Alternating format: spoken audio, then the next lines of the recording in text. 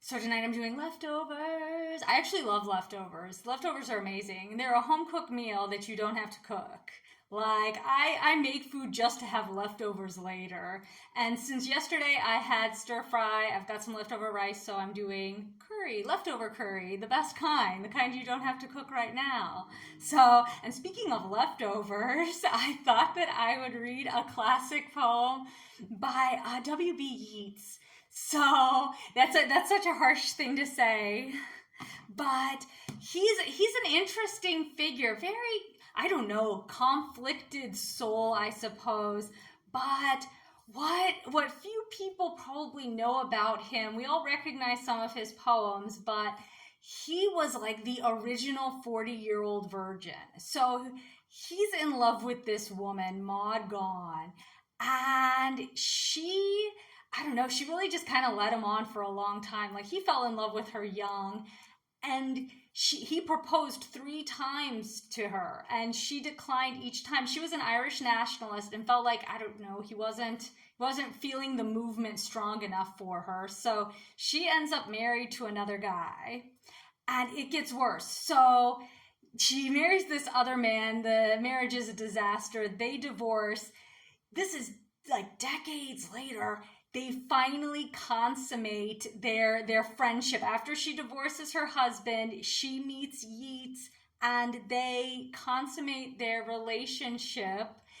And yeah, it was like a big deal for him. But afterwards, she sends him this letter that says, like, oh, the memory of our passion will have to sustain us. Oh my gosh. Ah, like a dagger. Wow, ruthless, ruthless, ruthless. But then it gets almost more ridiculous. So then he decides, well, I'm getting married. Like, she's not the only one that can do that. And he proposes again. She declines. Now, voices are undecided on this. Some claim that she declined because he had only proposed out of obligation. Some claim she declined because she didn't want to. I don't know, but then he tried to propose to her daughter. Ooh, and the daughter declines. And then he ends up marrying this other woman, and now he's suddenly into Irish nationalism. So I don't know how much of his work was really just either out of love of or out of spite of Maud, but we have a lot to thank her for. And also, speaking of leftovers, there is a famous line in this one that hopefully you will recognize, but the poem I'm going to read is called Sailing to Byzantium. That is no country for old men, the young in one another's arms, birds in the trees, those dying generations, at their song. The salmon falls, the mackerel crowded seas, fish, flesh, or fowl commended all summer long.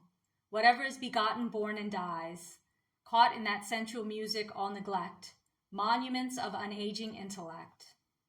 An aged man is but a paltry thing, a tattered coat upon a stick, unless soul clap its hands and sing, and louder sing for every tatter in its mortal dress.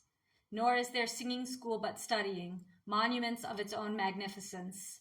And therefore I have sailed the seas and come to the holy city of Byzantium. O sages standing in God's holy fire, as in the gold mosaic of a wall, come from the holy fire, burn in a gyre, and be the singing masters of my soul. Consume my heart away, sick with desire, and fasten to a dying animal. It knows not what it is, and gather me into the artifice of eternity. Once out of nature I shall never take my bodily form from any natural thing, but such a form as Grecian goldsmiths make, of hammered gold and gold enameling, to keep a drowsy emperor awake, or set upon a golden bough to sing, to the lords and ladies of Byzantium, of what is past, or passing, or to come.